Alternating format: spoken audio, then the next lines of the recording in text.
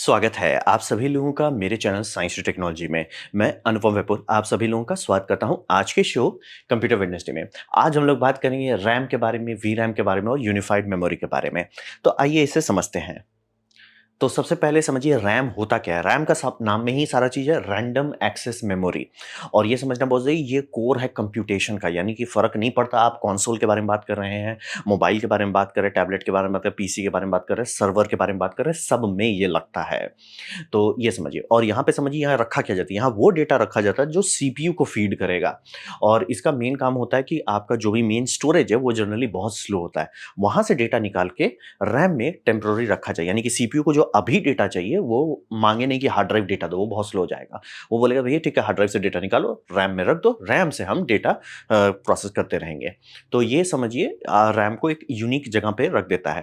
और रैम जो है कोर फोकस रहता है लेटेंसी कम रखने का, यानी कि कॉल मारा गया कंप्यूटर ये सीपीयू से कि हमको ये बाइट डेटा चाहिए, रैम से कितना देर के अंदर डेटा आ जाए एग्जैक्टली वो डेटा, वो बहुत क्विक होता है, मतलब कि सट्ट से आ जाता है। ये फर्क नहीं पड़ता कि आप इसे हार्ड ड्राइव से कंपेयर करें या एसएसडी से कंपेयर करें या एनवीएमई एसएसडी से कंपेयर करें, हर मामले में रैम बहुत ज़्यादा फास्ट होता है लेटेंसी के मामले में। फटाफट बैंडविड्थ बड़ा है लेकिन उतना बड़ा नहीं है, लेकिन उसकी लेटेंसी बहुत कम है, मतलब कंप्यूटर की नज़र से वो ऑलमोस्ट निग्लेजिबल है, इतना फास्ट वो चलता है। तो वही है। और वो इसमें पेनल्टी आता है कि इतना स्पीड से करने के लिए हमें इसे वॉलेटाइल बनाना पड़ता है, यानी कि यहाँ पे जो डेटा है वो ऑलमोस्ट एक समझिए एक तरह का कैपेसिटर है जिस पे डेटा रुका हुआ है। तो वो जैसे ही लाइन जाता है यानी कि पावर कट होगा, वो डिस्चार्ज हो जाएगा। यानी कि उसको अगर मेंटेन रखना है कि उसमें जो डेटा है वो स्टोर रहे, तो आपको उसको बैटरी से रखना पड़ेगा। पुराने टाइम में ये रेड कंट्रोलर कार्ड में जो मेमोरी स्टिक्स लगते थे उसके लिए बैटरी लगाई जाती थी कि अगर पावर कट हो गया तो वो बैटरी काफ़ी देर तक रैम में डेटा को रखा रहेगा। तो वही समझिए कि रैम वॉलेटाइल होता है, बहुत लेटेंसी सेंसिटिव होता है, यानी बहुत स्पीड से काम कर पाता है। और इसका मेन काम होता है सीपीयू को फीड करना स्लो डेटा, मतलब स्लो डेटा और डायरेक्ट सीपीयू की शादी नहीं होगी। तो स्लो डेटा और इसके बीच में ये काम करता है कि ठीक है सर, सीपीयू से आपको जो चाहिए आप एक रफ केस बता दो, मैं डेटा प्रीलोड कर देता हूँ, आपके साथ करेंगे, फिर हम एसएसडी से डेटा लेते रहेंगे जब जरूरत पड़ेगा। तो रैम यही काम करता है, मतलब समझिए सीपीयू और मतलब स्लो स्टोरेज के बीच का बफर होता है। अब बात करते हैं रिक्वायरमेंट क्या है। रिक्वायरमेंट है यूनिफॉर्म एक्सेस टाइम, यानी कि जितना भी डेटा उससे निकाला जा रहा है उसका टाइम एग्जैक्टली सिंक हो। यानी कि अगर 10 मिलीसेकंड में डेटा आ रहा है तो एग्जैक्टली 10 मिलीसेकंड में ही आना चाहिए। बोलेंगे ऐसा क्यों, क्या ऐसा हार्ड ड्राइव में नहीं होता? नहीं, हार्ड ड्राइव में प्लेटर है, प्लेटर के ऊपर आपका ये जो डिस्क आर्म जो चल रहा है वो रीड हेड जो है अगर डिस्क के पास है तो वो बहुत जल्दी जल्दी पड़ेगा, डिस्क के बाहर है तो बहुत लेट से पड़ेगा, तो वो अनस्टेबल हो जाता है। टेप जैसे आईबीएम का पुराना कंप्यूटर में देखिए टेप चलता रहता है, तो टेप तो पूरा सिक्वेंशियल है, आप रैंडम तो एक्सेस भी नहीं कर सकते।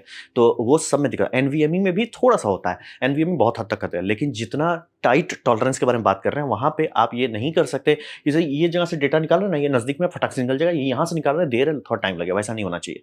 ये यूनिफॉर्म एक्सेस टाइम देना है, ये आप कैसे मैनेज करते हो वो आप पे है, लेकिन इसका जो डेटा प्रोटोकॉल है ये ऐसा बनाया जाता है, टोपोलॉजी ऐसी इंजीनियर की जाती है कि कुछ भी होने पे सारा डेटा एक थ्रूपुट पे आ रहा है। यानी सर आपको आपने बोल दिया कि हमको ये दे दो, वो 10 मिलीसेकंड में, नैनो सेकंड में जनरली होता है, बट आप मान लो कि 10 मिलीसेकंड में आ जाएगा, यानी हर बार वो 10 मिलीसेकंड में आएगा, ताकि कंप्यूटर कोर जो है उस टाइम आराम से प्रोसेस कर लेगी। सर मैंने ये रिक्वेस्ट मार दिया है सीपीयू ये रैम को, रैम हमको देगा, इसके बीच में हम क्या क्या कर सकते हैं। और अगर वो टाइम स्टेबल रहता है तो बहुत सारा काम पहले से ही गेस कर लिया जाता है। तो ये करते हैं। अब फिर बात होती है कि चूंकि ये बल्क स्टोरेज के लिए नहीं बनाया है और रैंडम चीज़ों के लिए बनाया है, तो इसमें एड्रेसेबिलिटी बहुत हाई रखी जाती है। यानी कि कोई भी लोकेशन जो है, यानी कि यहाँ है डेटा, यहाँ है फिजिकल में, कोई भी डेटा कहीं का भी है वो डायरेक्टली आप एक्सेस कर सकते हैं। मेरे को ये कोर से डेटा निकालना निकाल देंगे। अब रहा बात कि ये कोर क्या आप देख रहे हैं, ये अपोलो कंप्यूटर के टाइम में रैम ऐसे ही बनता था, मतलब एक मैग्नेटिक डोनट है, उस डोनट में करंट डाल के आप उसको ये करते थे क्लॉकवाइज या एंटी क्लॉकवाइज करते थे, हाथ से सिलना पड़ता था। हाँ, रैम को हाथ से सिलना पड़ता था। फिर अब तो यहाँ हो गया, लेकिन ये गाड़ी ऐसे ही खुली थी और उसमें भी वही रूल्स लागू होते थे कि कुछ भी होने पर रैंडम का वही मतलब है कि कहीं से भी कुछ भी डेटा निकाल लो। तो यहाँ पे अगर एक बाइट स्टोर है, वहाँ पे दूसरा बाइट स्टोर है, आप वहाँ से भी निकाल लो, इधर से भी निकालो, सर ये नज़दीक है, ये पास है, दोनों एकदम सेम टाइम पे होना चाहिए। तो एड्रेसेबिलिटी मतलब कि एक एक जो डेटा बाइट है वो आप खोज के निकाल सकते हो। यानी सीपीयू बोला हमको एग्जैक्टली यही बिट दो, वो देगा। ये नहीं बोला सर ये तो तुम पूरा पेज पढ़ लो ना, हमको ये वर्ड चाहिए, मतलब एग्जैक्टली यही वर्ड निकाल के दो। तो उसको करने के लिए इसका जो स्ट्रक्चर बनाया जाता है वो मैट्रिक्स स्ट्रक्चर होता है। मैट्रिक्स स्ट्रक्चर होता है आपका रोज और कॉलम्स, मतलब बेसिकली ग्रिड आप समझ लो। तो उसे हम लोग वर्ड लाइन कहते हैं और बिट लाइन कहते हैं। और इसी के कारण से आप कोई भी डेटा, मतलब कहीं पे भी है, फटाक से एग्जैक्ट वो डेटा निकाल सकते हैं। इस मामले में एनवीएमई एसएसडी नहीं काम कर सकता है। यही रैम का कोर टोपोलॉजी यही होता है कि उसे बनाया गया यूनिफॉर्म एक्सेस टाइम के लिए, एड्रेसेबिलिटी के लिए, मतलब एक एक रैंडम चीज को भी खोज के निकाल दो। और मैट्रिक्स स्ट्रक्चर के कारण वो कैपेसिटी उतना हाई नहीं रखता, लेकिन इतना थ्रूपुट रखता है कि ये चीज निकाल दी। ये मतलब जब तक आप सोचोगे कि आपने क्या बोला तब तक आगे डेटा आप प्रोसेस कर लो। अगर डेटा गलत निकल रहा है ठीक है, फिर से मांग लेना, वो ज्यादा फास्ट होगा।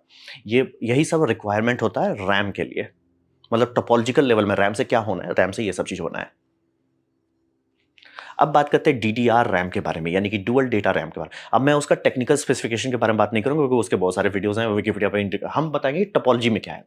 तो यही समझिए, कंप्यूटर कोर जो है, यानी सीपीयू कोर जो है, वन ट्रिक पोनी नहीं होता है।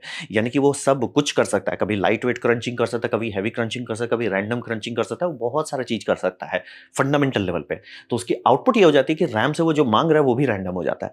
रैम से नहीं बोलेगा भैया यही देते तो आन दो आन दो आन दो, वैसा नहीं करेगा वो अभी ये दो तो अरे ये दे दो, अरे फिर ये दे दो, ये दे दो। वो रैंडम बहुत होता है। तो इसी के लिए जो भी आप बना रहे मेमोरी, सिस्टम मेमोरी, उसे ऐसा होना होता है कि वो हैंडल कर सके ये रैंडम। वो ये नहीं बोल ए भैया सिक्वेंशियली चलो, नहीं, रैंडम मांग रहा है रैंडम दो। तो ये आपको करना पड़ता है। तो ये सबसे पहला रिक्वायरमेंट है कि वो रैंडम चीजों को हैंडल कर सके।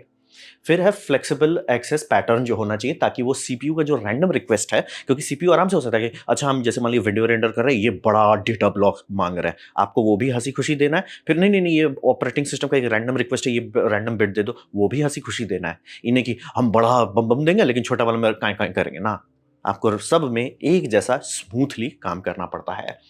और ये जो सिस्टम रैम का है, लेटेंसी सेंसिटिव है, क्योंकि बोल रहे हैं आजकल का हमारा सीपीयू कोर जो है उसमें बहुत सारा सब कोर है, मल्टी कोर प्रोसेसर। मेरे वाले में ही 12 कोर है। तो ये सब उछलते बहुत है, इधर से उधर उधर भागते हैं। ये इतना तेज भागते हैं कि ये सबको आजकल हम लोग मैनेज इसलिए कर पा रहे हैं कि सीपीयू के अंदर रैम डाला हुआ है, जिसे हम लोग कैश कहते हैं। वो कैश में भी अब एक से नहीं भर रहा था, तो level 1 cash, level 2 cash, level 3 cash, तो वो सब बना रहे हैं। तो अब समझिए कि जो वो रैम से मेन सिस्टम मेमोरी से मांगा जा रहा है वो बहुत रैंडम होता है। और उसका यही समझिए कि लेटेंसी वो नहीं एक्सेप्ट करेगा कि सर आप, हाँ अरे रुको भाई ला रहे डेटा, नहीं कंप्यूटर क्रैश कर जाएगा अगर वैसा हुआ तो ये एक बहुत सीरियस बात होता है कि लेटेंसी एकदम टाइट रखना है, एकदम टाइट। हमने बोला इतने में डेटा आ जाएगा, मतलब आ जाएगा, काम खत्म। तो इसको एक एक बिट इसमें से जो डाला जा रहा है और निकाला जा रहा है, उसकी लेटेंसी बहुत लो है, मतलब कि सीपीयू को दिक्कत नहीं होना चाहिए। और यही समझिए यूनिफॉर्म एक्सेस टाइम जो है, मतलब कि एक बिट कॉल से और दूसरे बिट कॉल के बीच का जो टाइम एक्सेस है वो स्टेबल होना चाहिए। फर्क नहीं पड़ता, उसको इन्फिनिटली आप नहीं कर सकते कि 0 नैनो सेकंड में आ रहा है, वो नहीं होगा। लेकिन अगर 5 नैनो सेकंड है तो 5 हर में होना चाहिए। मतलब कि रैम आपका थोड़ा सा फुल है तो भी 5 नैनो सेकंड है, रैम ऑलमोस्ट 100% फुल है तो भी 5 नैनो सेकंड है। ये बहुत जरूरी है, स्टेबिलिटी जरूरी है, तभी ओएस ये स्टेबल रहेगा। नहीं तो ओएस अनप्रिडिक्टेबल हो जाएगा। क्योंकि मान लीजिए ऑपरेटिंग सिस्टम कमांड कर दिया कि हमको ये दे दो, सीपीयू बोला अरे भैया हम समझ रहे हैं, हम समझ रहे, ऑपरेटिंग सिस्टम ने सामान मांग लिया, सीपीयू बोला हम प्रोसेस कर रहे हैं, सीपीयू मांग रहा है कि भैया रैम दो, और रैम बोला रुको ना, सीपीयू कंफ्यूज कर जाएगा क्या करें। और अगर वो बहुत हाई प्रायोरिटी है, क्रैश कर देगा। और ये अगर नहीं भी है तो किसी और जगह से डेटा करेगा रिकवर करने का, जो कि कई बार आप लोग सिस्टम में देखते हैं स्लो डाउन हो गया, वो पेज फाइल से पढ़ने का कोशिश कर देगा अगर रैम चिपका तो। जनरली कंप्यूटर क्रैश कर जाएगा उससे पहले, लेकिन हो सकता है कभी कई बार। तो ये समझिए, इसीलिए ऑपरेटिंग सिस्टम स्टेबल रखने के लिए रैम को एकदम टाइट होना है, और नहीं तो बहुत बहुत दिक्कत होगा। अब बस विड्थ जो है कि कितना चौड़ा पाइप है वो ज्यादा नहीं चाहिए इसको, क्योंकि ये रैंडम के पीछे ज्यादा चलता है कि फटाफट रैंडम रहता है। लेटेंसी सेंसिटिव है। बस बैंडविड्थ जो है बहुत ज्यादा नहीं रखते हैं, मतलब कि 64 बस बैंडविड्थ एक चैनल का है, और डुअल चैनल रहता है, समझ लीजिए 124 हो जाए, सॉरी 128 बिट हो जाए। तो बैंडविड्थ जो है बहुत बम बम नहीं है, लेकिन ये फास्ट है और रैंडम है। मतलब कहीं से भी कुछ भी डेटा निकालिए सटाक से काम करेगा। एक्सेस टाइम में आपको कोई टेंशन नहीं लेना है, और बैंडविड्थ के लिए उतना ज्यादा लोड नहीं मांगता है। तो ये हो गया हमारा dual data rate random access memory. अब बात करते हैं वीरैम के बारे में। तो वीरैम जो है, वीडियो रैम जैसे आजकल कहते हैं सब लोग, वो समझिए ये जीपीयू के लिए। तो अब रहा बात जीपीयू का क्या डिफरेंस है कंपेयर टू अ सीपीयू, मतलब कि ये सिलिकॉन में क्या अंतर है इंटेल से और एएमडी से। बात है कि ये रैंडम चीज पे काम नहीं करता, ये मैट्रिक्स ऑपरेशन के लिए बना है, वही करता है, और वो कुछ करता ही नहीं है। उस एक काम के लिए बना है, बम बम बना है। तो उसका सबसे बड़ा फायदा समझिए, उसका लोड जो है, जो पाइप से उसको आपको फीड करना है, वो प्रिडिक्टेबल है, वो रैंडम नहीं है, वो एकदम प्रिडिक्टेबल। सर ये फाइल आपने डाल दिया, इसको ही वो क्रंच करेगा। आपको सोचना ही नहीं है बाकी चीज़ के बारे में नहीं, उसके लिए सीपीयू बैठा हुआ है। आपको बस इसको आराम से फीड करना है। तो यहाँ पे समझिए वो उतना लेटेंसी सेंसिटिव नहीं होता, यानी कि ये जो कोर है रैंडमली कोई इधर से उधर फाइल नहीं माँगेगा। वो काम सीपीयू कर रहा है। ये भैया हमारा काम है ये डेटा क्रंच करना, वो दर्रर्र करके क्रंच कर रहा है। उसको कोई ये नहीं चाहिए कि अरे 1 नैनो सेकंड लेट हो गया हम चिपक गए ना, लेटेंसी के पीछे नहीं भागेगा। लेकिन वो लेटेंसी नहीं मांग रहा है, लेकिन बस बैंडविड्थ अति बम बम मांगता है। यानी कि आप समझिए 128 बिट में आपका कंप्यूटर का सीपीयू रैम बम बम चलेगा। यहाँ पे उससे तो हम लोग स्टार्ट भी नहीं करते, 256 से स्टार्ट होता है। और अगर होस्ट बस अडाप्टर वाला पे आप चलोगे, सॉरी हाई बैंडविड्थ मेमोरी जो कि यानी इसी में डायरेक्ट सोल्डर कर दिया जाता है एसओसी के बगल में, यानी एसओसी उसके बगल में जो ब्लैक बॉक्स है वही वी रैम है। वो 4096 1496 तेज स्पीड पे चलता है, बस बैंडविड्थ बहुत ज्यादा बैंडविड्थ है वो। मतलब कि सीधे मतलब आपका बोतल होता है, बोतल में एक बॉटल नेक होता है ना, वो बॉटल नेक ही हटा दो, सीधे इस बाल्टी से लुढ़क दे रहे हैं, वो बहुत बैंडविड्थ दिया जाता है। इसीलिए जब भी आप देखते होंगे जीपीयू का जब डेटा बात कर रहे हैं, वो 128 से तो स्टार्ट ही होता है, और 128 है तो उसे कहा जाएगा ये तो सस्ता है, और 512 तक चला जाता है। और ये सब कार्ड के बारे में बात, जहाँ वो होस्ट पर जिससे आजकल एआई कंप्यूटर होता है वो बहुत बड़ा रहता है। तो समझना बहुत जरूरी है। इसको बैंडविड्थ बहुत चाहिए, मतलब पाइप जो है मोटा चाहिए, रैंडम नहीं भागेगा, लेटेंसी नहीं मांगे, लेकिन बोले चूंकि हमें पता है हम क्या मांग रहे हैं, हमको आन दो जी, आन दो डेटा, आन दो, तो वो बहुत मांगता है। एक्सेस पैटर्न सीक्वेंशियल होता है, यानी कि इसे पता है कि आने वाला टाइम क्या है, तो आप लोड कर सकते हो रैम में, मतलब इसके वी रैम में आप लोड कर सकते हो। सर ये टेक्सचर ही मांगा जाएगा, ये टेक्सचर लगा के रख दो, ये मांगता जाएगा, इसको हम फीड करते जाएंगे। एआई का भी सर यही आप डेटा से पूल करोगे, ये सबको रख लो, हम क्रंच करते जाएंगे।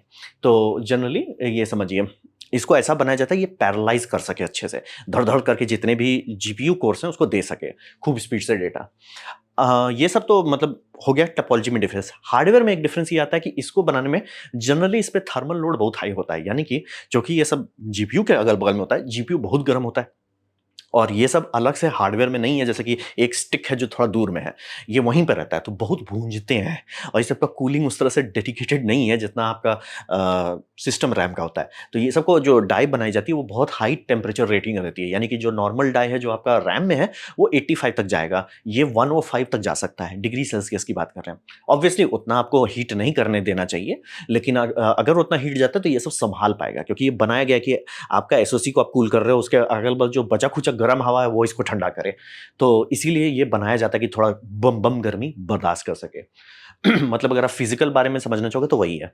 हाँ, वो प्रॉब्लम इसमें नहीं है ये हाई बैंडविड्थ मेमोरी में, क्योंकि वो उसी डाई कूलर से कूल किया जाता है जिससे आपका एसओसी कूल हो रहा है।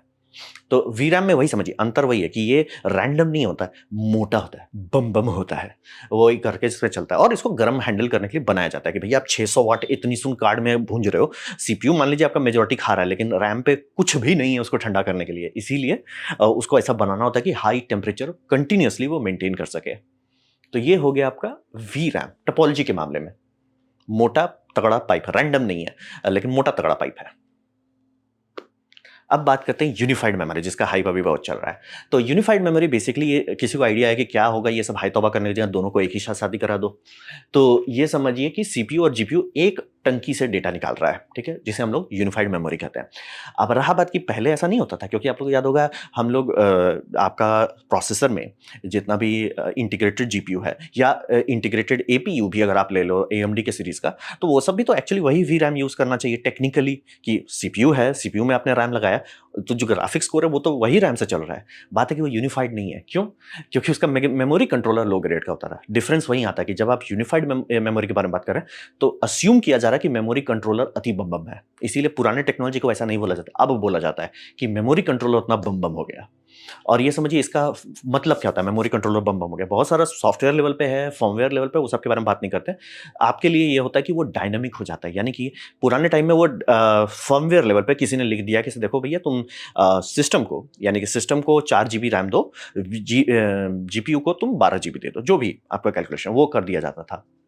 वो डायनेमिकली चेंज नहीं कर पाएंगे आप। अब जो है डायनेमिकली चेंज कर सकते हैं, यानी कि जैसे ये फ्रेमवर्क का जो है सिस्टम, जिसमें वो बोल रहे हैं कि भैया आपको जो करना है कर दो, आपको हम 128 GB तक दे रहे हैं, आप कैसे एलोकेट करते हो वो आप पे है। आपका है मान लिया आधा आधा कर दीजिए, 64 कर दीजिए। आपको नहीं यार कुछ हम ऐसा काम करें जिसमें हमको खूब वी रैम चाहिए, खूब वी रैम चाहिए, नहीं हम कुछ ऐसा कर रहे हैं जहाँ सीपीयू को रैम चाहिए तो उसको दे दो। तो ये जो एलोकेशन पॉसिबल है ये यूनिफाइड में पॉसिबल होता है, पहले नहीं होता था। और कंसोल में भी वो प्रॉब्लम नहीं था कि कंसोल एक डेडिकेटेड डिवाइस है। तो कंपनी एक बार जो जैसे मान लीजिए प्लेस्टेशन ने कर दिया कि आप इसको इतना दे रहे हैं, इसको इतना दे रहे हैं, तो बाकी हेडेक नहीं लेना था, एक हार्डवेयर था। कंप्यूटर में ये करना पॉसिबल उतना आसानी से नहीं होता है, तो इसीलिए ये आपको जनरली सोल्डर्ड में ही मिलेगा, चाहे वो एप्पल लीजिए, चाहे फ्रेमवर्क लीजिए। तो डायनेमिक ये होता है पहला कि उसमें टंकी में कितना जा रहा है किसके पास, ये चेंज कर सकते हैं लोड के हिसाब से। और अगर अच्छा कंट्रोलर बनाया गया है तो जो प्रोग्रामर से उसे पता भी नहीं चलेगा कि मतलब ये कैसे हो रहा है, वो मैनेज होते रहेगा बैकग्राउंड में। फिर हो गया ये बैंडविड्थ जो है वो इतना मोटा होना चाहिए कि हैंडल कर सके, क्योंकि आप समझे होंगे मैंने बताया ना बैंडविड्थ जो है सीपीयू रैम का बहुत कम होता है, 128 में वो खुश रहेगा, लेकिन जीपीयू बोलेगा भैया इसमें क्या तो हम हमारी तो जान लटक जाएगी। तो वही समझिए, इसीलिए आजकल ये ज़्यादा पॉसिबल हो गया। ये DDR5 जो है वो इतना हाई स्पीड है कि वो जीपीयू को भी थोड़ा हद तक तो संभाल लेगा। तो वही समझिए, इसीलिए बैंडविड्थ इतना होना है कि जीपीयू को थोड़ा-सा तो काम करने दो, वही है। और टोपोलॉजी ऑप्टिमाइज़ेशन अब भी ज़रूरत है, भले आपका एसओसी कर ले, लेकिन टोपोलॉजी ऑप्टिमाइज़ेशन जो मतलब फुल ऑपरेटिंग सिस्टम का आप करोगे, तभी इसका पूरा पंख निकलेगा। ऐसे आप यूज़ कर सकते हो, काफ़ी चीज़ बढ़िया चलेगा, लेकिन एक होता है ना कि मतलब बटर के लिए आपको मेहनत करना पड़ेगा टोपोलॉजी में। तो वही समझिए। और इसमें कुछ-कुछ एप्लीकेशन के लिए बहुत सेंस बनता है, जैसे कि आपका हो जाए कंसोल, बोल रहे पहले से वही से चल रहा था। टेक्निकली कंसोल आधा था क्योंकि पहले वो डायनामिकली नहीं करते थे, फिक्स रहता था, लेकिन फिक्स्ड हार्डवेयर है तो किसी को टेंशन नहीं था। फिर अब थोड़ा-सा हौच-पौच है, तो वो थोड़ा ग्रे एरिया में मानिए। ये लैपटॉप ही चिप है, क्योंकि लैपटॉप में सबको वही रहता है ना कि मेजॉरिटी टाइम आपका ये ऑफिस लैपटॉप है, तो आपको सीपीयू को रैम देना है, तो ठीक है उसको दे दो। लेकिन हाँ, जब आप गेम खेल रहे हो तो भैया डाउन क्लॉक हो चुका है, वो रिक्वायरमेंट घट गया है, तो ठीक है वो रैम आप हटाओ, डाल दो जीपीयू को ताकि गेम बम बम चले। तो वो करने के लिए लैपटॉप्स में भी काफ़ी डिमांड है। मिनी पीसी, ये तो पूरा मिनी पीसी ही है, लेकिन ये समझना बहुत चाहिए, ये सर्वर को सूट नहीं करेगा। ये सब जुगाड़ है, बेसिकली ये जुगाड़ है। अगर आपका जीपीयू कोर अति बम बम है, तो वो स्लो पॉइंट बन जाएगा कि मतलब भैया सर आप हमको 256, जैसे इसमें 256 बिट का बस बैंडविड्थ है, अच्छा है, बुरा नहीं है, लेकिन जीपीयू तो बोले भैया 512 से तो हम स्टार्ट ही होते हैं। मतलब आपको 4090 सीरीज के जितने भी है, जैसे 4090 हो गया, 5090, वो सब जनरली सब 512 बिट पे रहते हैं। आप उससे लिटरली आधा कर दे रहे हो। और अगर उसको कंपेयर करेंगे जो इनका फ्लैगशिप सीरीज है, वो बोले सर हम बोल रहे हैं 4K बिट बैंडविड्थ है सर, बहुत स्लो हो आप। तो वहाँ पे असर आ जाता है कि रैम जो है आपका ना इधर है ना उधर है।